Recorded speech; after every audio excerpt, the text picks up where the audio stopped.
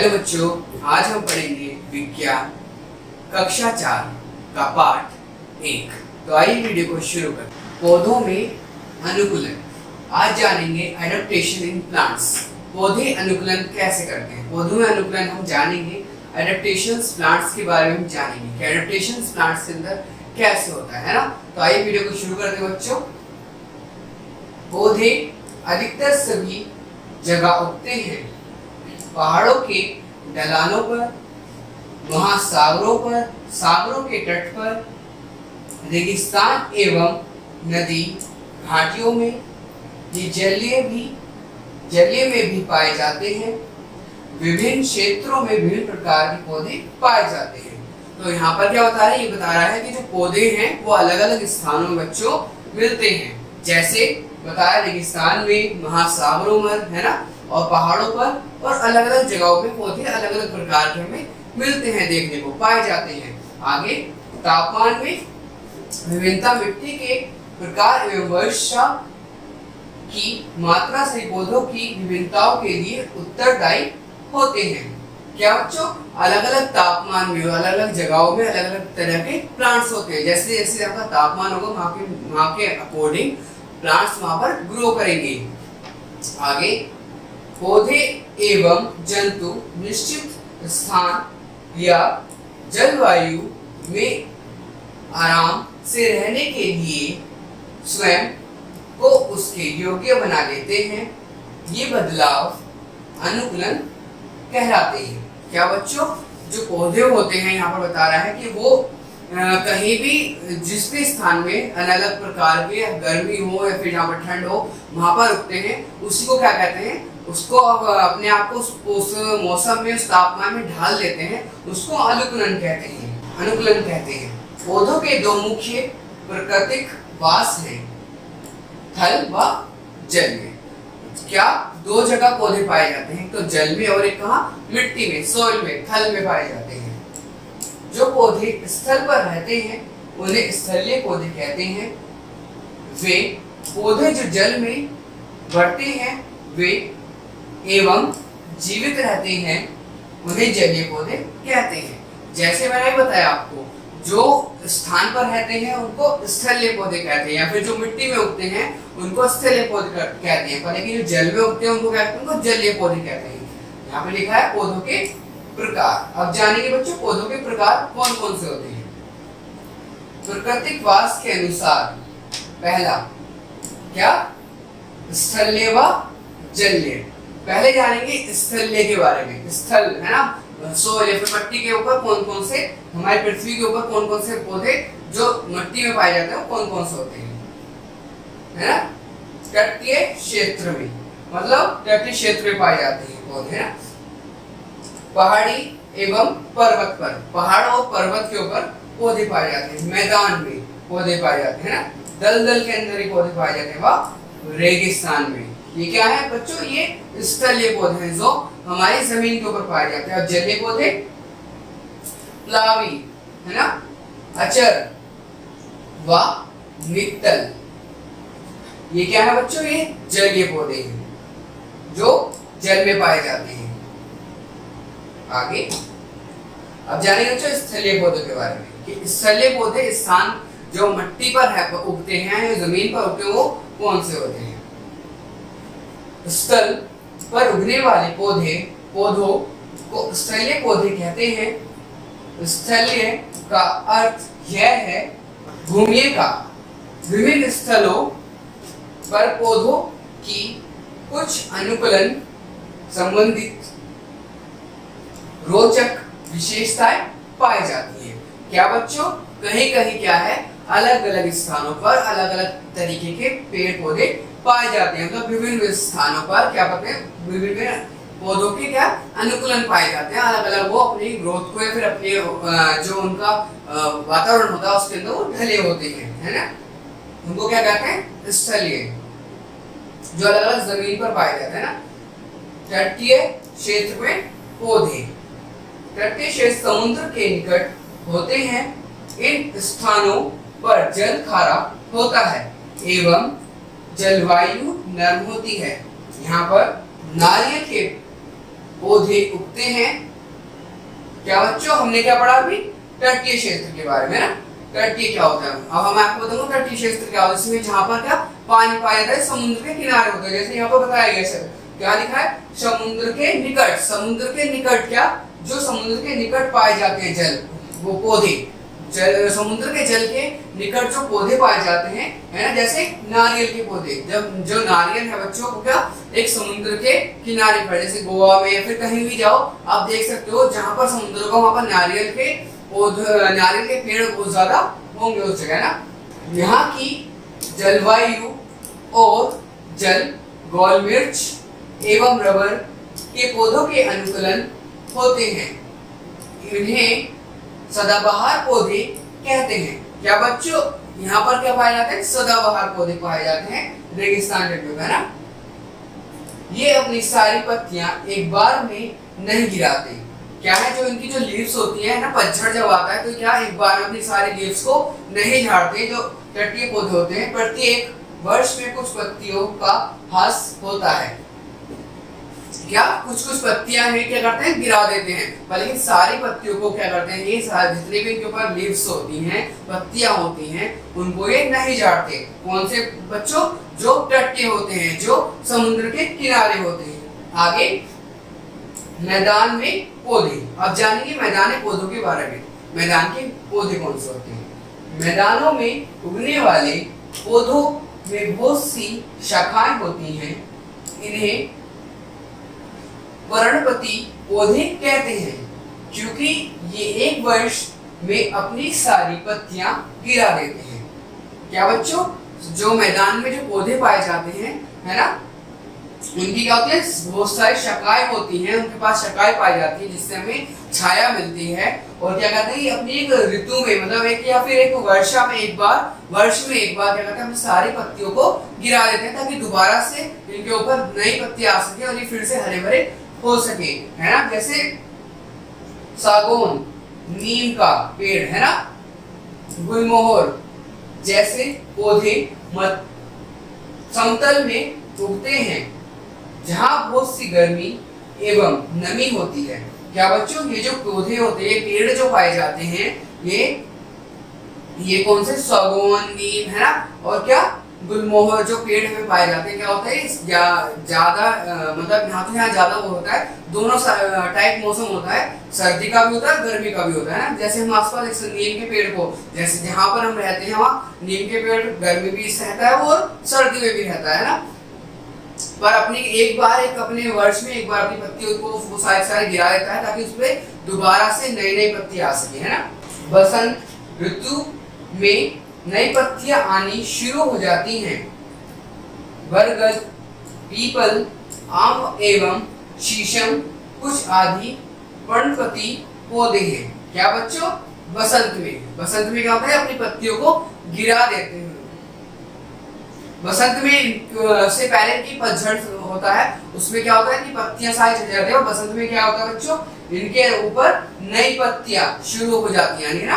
इसमें लिखा है ना, नई पत्तियां उन पे आनी शुरू हो जाती है जब बसंत लगता है ना। जैसे बरगद, पीपल, आम, है ना, ये सब जो हुए, शीशम का पेड़ हुआ, इनके ऊपर। आगे देखेंगे पहाड़ी क्षेत्रों में पौधे।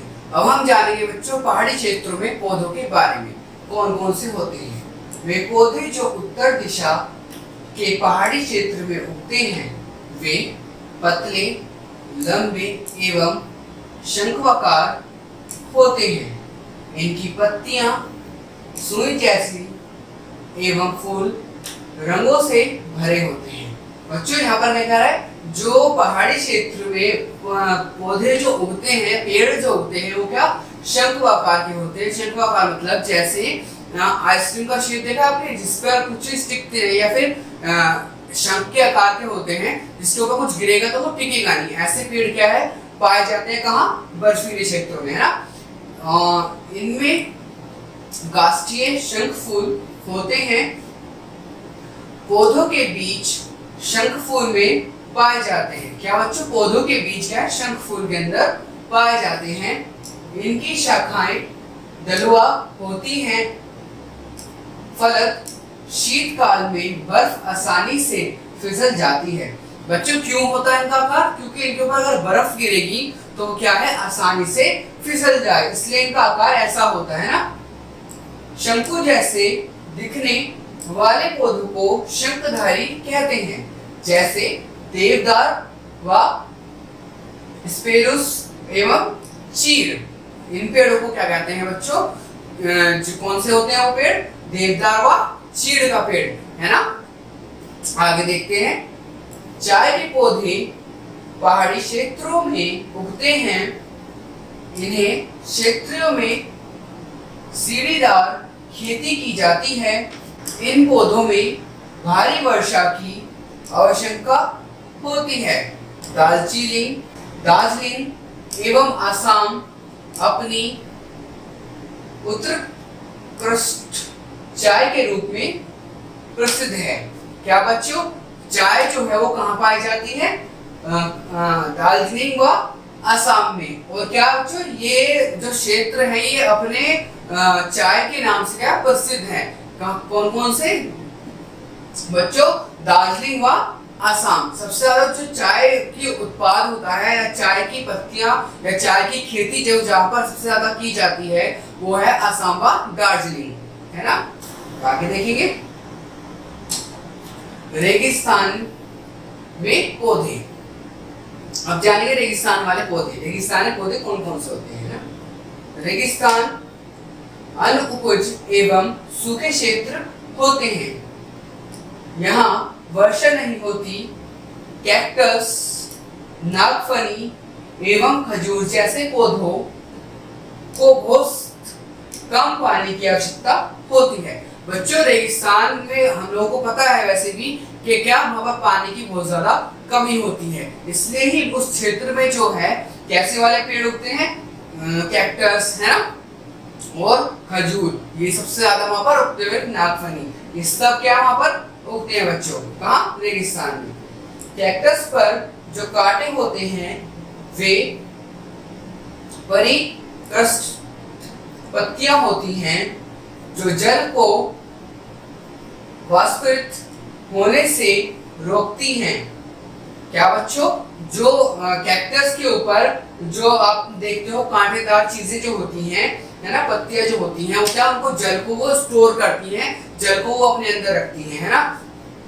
रेगिस्तान में बहुत कम जल उपलब्ध होने के कारण मोटे हरे तने अपने अंदर जल इकट्ठा रखते हैं एवं प्रकाश संश्लेषण की क्रिया करते हैं। क्या बच्चों? ये क्या है? अपने अंदर इनका तना हुआ, इनकी लीव्स हुई, पत्तियां हुई, क्या अपने अंदर क्या वर्षा का पानी हुआ तो उसको क्या स्टोर कर रखती हैं और क्या करते हैं? प्रकाश से संश्लेषण करते हैं ताकि ये ग्रो कर सके या बढ़ सके। आगे जानेंगे। अब जानेंगे बच्चों दलदली क्षेत्र में पौधे। दलदली क्षेत्र में जो पौधे पाए जाते हैं वो कौन से होते हैं और कैसे होते हैं? समुद्र के निकट का वह क्षेत्र जहां चिपचिपी एवं चिकनी मिट्टी होती है उसे दलदली क्षेत्र कहते हैं। जहां पर बच्चों चिकनी मिट्टी पाई जाती है या फिर दलदल पाया जाता है तो दलदली क्षेत्र कहते हैं। जो पौधे यहाँ उगते हैं उन्हें वायवीय जड़ें होती हैं। क्या बच्चों? जो यहाँ पर पौधे जो उगते हैं उनके अंदर क्या वायवीय जड़ पाई जाती हैं जो जमीन के ऊपर उगते हैं। कहाँ बच्चों? ये जमीन पर। दलदल जो है वो जमीन नहीं होती, है ना। दलदल का होता है कीचड़ टाइप होता है ना, चिकनी मिट्टी का, वो क्या जमीन के ऊपर होते हैं। वहां पर पेड़ जो पौधे होते हैं, पेड़ जो होते हैं, ये वातावरण से वायु लेते हैं क्योंकि यहाँ हवा जड़ तक नहीं पहुंच पाती। क्या बच्चों? ये वायु से वातावरण से क्या वायु लेते हैं क्योंकि यहाँ पर क्या अंदर जो जड़ें होती हैं इसमें क्योंकि दलदल होती है, मिट्टी तो होती नहीं है, तो उसके कारण क्या है पर हवा जो है नहीं पहुंच पाती। इस कारण क्या है क्या वातावरण से अपनी वायु को लेते हैं। बंगाल की खाड़ी के निकट सुंदर रवन भारत का दलदल क्षेत्र है। यहाँ गिराना बृहद पैमाने पर उगते हैं। क्या बच्चों? कहां पर? बंगाल की खाड़ी के अंदर, है ना। सबसे ज्यादा क्या है, वो क्या भारतीय दलदली क्षेत्र है ना। वहां पर सबसे ज्यादा क्या है, दलदल पाई जाती है ना। वहां पर क्या दलदली पौधे सबसे ज्यादा उगते हैं, है ना। राइजोपेरा दलदली क्षेत्र में उगने वाला अन्य पौधा है। क्या बच्चों, राइजोपेरा जो है क्या है बच्चों, दलदली क्षेत्र में सबसे ज्यादा उगने वाला क्या है, पौधा है। अब जानेंगे जलीय पौधों के बारे में कि जलीय पौधे कौन से होते हैं। जो पौधे जल में उगते हैं उन्हें जलीय पौधे कहते हैं। सबसे पहली बात, जो पौधे बच्चों जल में उगते हैं, साफ बात है। जो पौधे पानी में उगते हैं या जल के ऊपर रहते हैं उनको क्या कहते हैं, जलीय पौधे कहते हैं, है ना। ये बहुत छोटे एवं जड़, बहुत छोटे एवं बड़े पौधे भी हो सकते हैं। क्या बच्चों, ये बहुत ज्यादा छोटे हो सकते हैं और बहुत ज्यादा बड़े भी हो सकते हैं। इनमें से कुछ जल पर तैरते हैं। कुछ पौधों की पत्तियां एवं फूल की शायद सतह पर होते हैं। क्या बच्चों, कुछ क्या जो जल के ऊपर तैरते हैं, जो कुछ क्या है उनकी पत्तियां या फूल क्या होते हैं, उनकी सतह के ऊपर होती हैं, जल के ऊपर। जबकि अन्य पूर्ण रूप से जल के अंदर होते हैं। क्या बच्चों, जो अंदर जल के अंदर क्या है, इनका तना है ना, ये सब कुछ पाए जाते हैं। प्रत्येक जलीय समुद्रीय में विभिन्न प्रकार के पौधे होते हैं जो बहुत से जंतुओं को आवास एवं भोजन देते हैं एवं जल में ऑक्सीजन छोड़ते हैं। जलीय पौधे 3 प्रकार के होते हैं। क्या बच्चों, ये क्या करते हैं, बहुत से जो जल के अंदर जीव जंतु होते हैं उनके लिए क्या करते हैं, भोजन को प्रोवाइड करते हैं या भोजन देते हैं, उनको भोजन बना के देते हैं ना। और क्या करते हैं, जो उनके लिए क्या है उसके अंदर ऑक्सीजन छोड़ते हैं ना। जो कौन से होते हैं, जलीय पौधे होते हैं। अब क्या बता रहे हैं भाई, जलीय पौधे कितने प्रकार के, 3 प्रकार के होते हैं। अब जानेंगे बच्चों कौन कौन से प्रकार के जलीय पौधे होते हैं, है ना। देखते हैं 3 प्रकार के पौधे जो जलीय पौधे होते हैं, उनको उनके बारे में जानेंगे। प्लावी पौधे। अब जानेंगे बच्चों प्लावी पौधे क्या होते हैं, इसके बारे में। इन पौधों की जड़ें तालाब के कीचड़ में स्थिर नहीं होती। इनके तने हल्के एवं स्पंजी होते हैं। बच्चों ये जो पेड़ होते हैं, है ना, इनमें क्या होता है, इनके जो तना होता है या जो क्या होता है, स्पंजी होता है ना। क्या ये दलदल में क्या कीचड़ में स्थिर नहीं होते। अगर थोड़ा सा भी आप करोगे, जो मतलब थोड़ा सा भी आप हिलाओगे पानी को, तो वो हिलकर अलग हो जाएंगे। ये दलदल के अंदर या फिर पानी के अंदर स्थिर नहीं है ना। इसलिए इनको क्या स्पंजी व हल्के होते हैं। ये स्पंजी तने में हवा होने के कारण यह हल्का होता है। हल्के तने पौधों को पानी पर तैरने में सहायता करते हैं। क्या बच्चों, क्यों, जो इनके अंदर स्पंजी होता है, जो इनका तना या फिर जो हल्का होता है, क्या कहते हैं, इनको पानी के ऊपर तैरने में, फ्लो करने में, ताकि ये आराम से उसे ग्रो कर सके और फ्लो कर सके, क्या करते हैं कि सहायता करते हैं ना। वोलिफिलिया पिस्टिनिया पिस्टिया। वोलिफिलिया वो कौन कौन से होते हैं बच्चों, उनको जानेंगे अब। वोलिफिलिया पिस्टिया जल एवं संबुल एवं बच्चों अब देखेंगे कि कौन कौन से पौधे होते हैं जो क्या जल के अंदर पाए जाते हैं ना। वोलिफिलिया पिस्टिया जल, संबुल एवं कस्पत प्लावी जलीय पौधे होते हैं। क्या बच्चों, ये जो होते हैं ये क्या जल प्लावी पौधे होते हैं। कौन से, वोफिलिया है ना, पिस्टिया क्या होते हैं बच्चों, ये क्या जल के ऊपर क्या तैरते हैं, है ना। पौधे जो होते हैं ना, संबुल पौधे जो होते हैं, ये क्या करते हैं, ये जल के ऊपर तैरते हैं। ये जो पौधे पाए जाते हैं, जैसे हम यहाँ पे देख भी सकते हैं पिस्टिया को, जो यहाँ पर पानी के ऊपर तैर रहा है ना, पौधा। अब देखिए बच्चों अचर पौधों के बारे में। अचर पौधे है ना, अचर पौधे कौन से होते हैं, अब जानेंगे अचर पौधों के बारे में। कौन से होते हैं अचर पौधे, है ना। कुछ पौधे तालाब के तल पर स्थिर होते हैं। क्या बच्चों, जैसे हम यहाँ पर देख सकते हैं, क्या है ये, तालाब के तल के ऊपर स्थिर है ना, कमल का फूल है ना। पौधे तालाब के नितल में जड़ों के द्वारा स्थिर होते हैं। इनमें लंबे खोखले तने होते हैं जो इनकी चौड़ी पत्तियों जल की सतह पर तैरने में सहायता करते हैं। इनकी पत्तियों के सिर्फ ऊपरी भाग में स्टोमेटा होता है। क्या बच्चों, ये जो क्या अचल पौधे जो होते हैं ये क्या करते हैं, इनके ऊपर क्या ये इनका जो पार्ट होता है, जो इनका तल होता है, वो क्या पानी से ऊपर उठा होता है और उसके ऊपर इनके बीच में क्या होती है, स्टेम होती है, फिर एक डंडी होती है, तना होता है जो क्या होता है, हल्का होता है, हवादार होता है, जो क्या करता है इनको ऊपर उठाने में की सहायता करता है ना। क्या खोखला होता है, इनमें लंबे खोखले होते हैं वो, जिसकी सहायता से ये खड़े रह सकते हैं ना। और क्या कह रहा है यहाँ पे, इनकी पत्तियों के सिर्फ ऊपरी भाग में स्टोमेटा, इनकी पत्तियों के सिर्फ ऊपरी भाग में स्टोमेटा होता है। क्या इनके ऊपरी भाग में पत्तियों की, ताकि ये पत्तियां आराम से जल के ऊपर तैर सके ना। फलक जल इनके रंध्रों को ढक नहीं पाता। इन पौधों की चौड़ी पत्तियां कुछ छोटी चिड़ियों को घोंसला बनाने का स्थान उपलब्ध कराती हैं। क्या होता है, जो इनकी जो पत्तियां होती हैं बच्चों, इनके ऊपर जो पाया जाता है ना स्टोमेटा, वो क्या करता है, इनको डूबने नहीं देता इसमें जल में, है ना। जल के ऊपर लोग तैरते रहते हैं। और क्या कह रहा है, इनकी जो पत्तियां होती हैं, उनपे क्या छोटी चिड़िया जो होती है वो क्या करती है, अपना घोंसला भी बना सकती हैं। जैसे कमल हम देख सकते हैं, आगे देखेंगे कीट भक्षी। तब हम देखेंगे कीट भक्षी पौधा कौन सा होता है।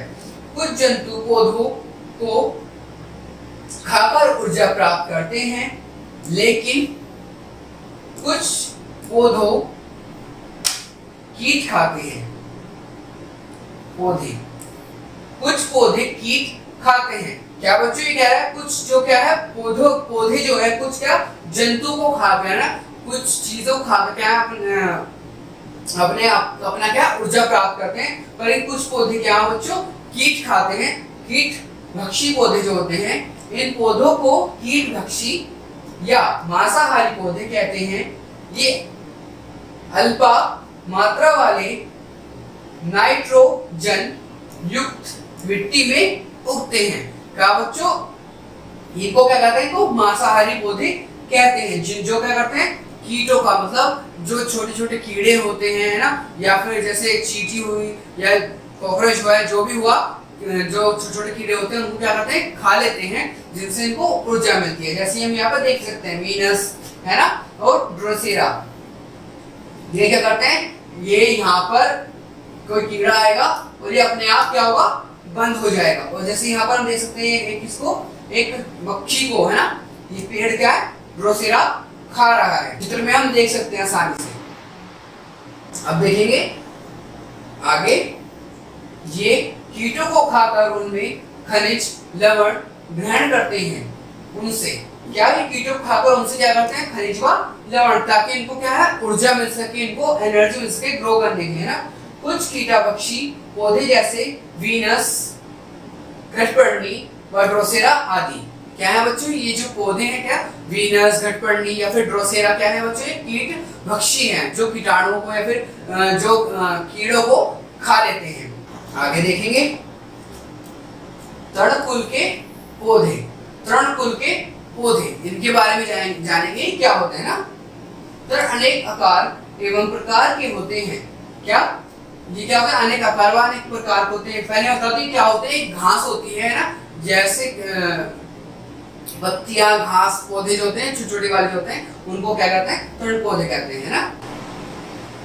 ये बगीचे की घास के जैसे छोटे हो सकते हैं, या मक्का, चावल, बाजरा, गेहूं, गन्ना, बांस के जैसे बड़े हो सकते हैं। जैसे मैंने अभी बताया, क्या ये क्या घास की तरह भी हो सकते हैं, या फिर बड़ा पौधा जैसे मक्का, बाजरा, गन्ना ऐसा भी हो सकता है। बगीचे की तृण बहुत तेजी से फैलती है एवं मिट्टी अप्रदान होने के होने से रोकती है। ये हमारे लिए कई प्रकार लाभदायक है। क्या बच्चों, ये क्या है हमारे लिए, क्या है घास जो कई प्रकार की लाभदायक है ना। जैसे घास हमारी होती है क्या है, ये भी उपजाऊ करती है। जिस घास होती है ना, ये किसी ना किसी इसके जानवरों के लिए लाभदायक है ना। और जैसे खेलते हैं चोट नहीं लगती है ना, ये क्या है, ये भी हमारे लिए लाभदायक है। पहला पॉइंट देखेंगे, ये मानवों एवं जंतुओं के लिए भोजन उपलब्ध कराते हैं। चावल, गेहूं, ज्वार, बाजरा, चीनी एवं चारा तृणकुल के पौधों से प्राप्त होता है। क्यों, अब इसको हम बताया था ना कि लाभदायक है क्या इंसानों के लिए। तो क्यों लाभदायक है, क्योंकि हमसे क्या अनाज मिलता है, हमें गेहूं, चावल, बहुत सारी चीजें हमें इनसे प्राप्त होती है। सेकंड देखेंगे, सर्वप्रथम मिस्रवासियों ने पेपीसा घास से पेपर बनाया था। क्या बच्चों, इसने मिस्रवासियों ने क्या पेपीरस से क्या था बच्चों, क्या पेपर बनाया था ना। पेपीरस की घास से क्या बच्चों, पेपर बनाया था। विभिन्न प्रकार की घास विभिन्न प्रकार के कागज बनाने में प्रयोग की जाती है। क्या जो कागज बनते हैं बच्चों, क्या विभिन्न प्रकार की घासों से भी कागज बनते हैं। वैसे पेड़ से ही बनते हैं, पहले पेड़ की छालों से, लेकिन कागज क्या घासों से भी प्राप्त होते हैं। आगे देखते हैं, तृणकुल के कुछ पौधे दवाई तैयार करने में प्रयोग करते हैं।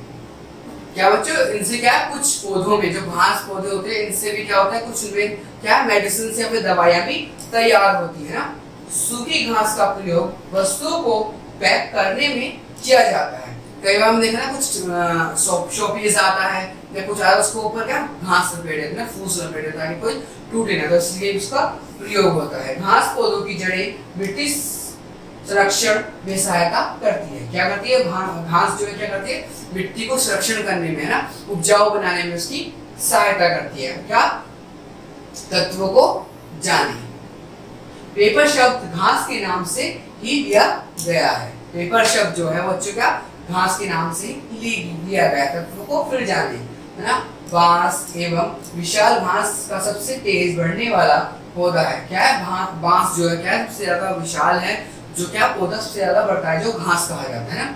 यह एक दिन में कम से कम 1 मीटर बढ़ता है। ये क्या है, एक दिन में कम से कम 1 मीटर की ग्रोथ होती है। अब बच्चों अपना इंपॉर्टेंट चीज देखेंगे, हमें क्या करना है। सबसे पहले याद रखिए, हम याद में क्या क्या रखना है। पहला, पौधे केवल 2 प्रकार के होते हैं। पौधे क्या 2 प्रकार के होते हैं ना, स्थलीय व जलीय। स्थलीय भाग पर पाए जाने वाले पौधे स्थलीय पौधे कहलाते हैं। जैसे मैंने बताया आपको, है ना। जल में पाए जाने पौधे जलीय पौधे कहलाते हैं। जल के अंदर जो पाए जाते हैं वो क्या जल वाले पौधे कहलाते हैं ना। कुछ पौधे कीटभक्षी होते हैं। कुछ पौधे जो होते हैं कीटभक्षी, ड्रोसेरा है ना, गठबंधनी, ये सब क्या है कीटभक्षी है। पेपर शब्द घास के नाम से लिया गया है। जो पेपर शब्द जो है बच्चों कहां से, घास के नाम से ना, जो घास होती है उसके नाम से लिया गया है। तो बच्चों आज हमने क्या सीखा, आज हमने सीखा पौधों के अनुकूलन, है ना, अडेप्टेशन इन प्लांट्स के बारे में कि अडेप्टेशन प्लांट्स क्या होते हैं, अनुकूलन पौधों में कैसे पाए जाते हैं, कहाँ पौधे पाए जाते हैं, है ना, उसके बारे में जाना। थैंक यू बच्चों, आज की क्लास को देखने के लिए।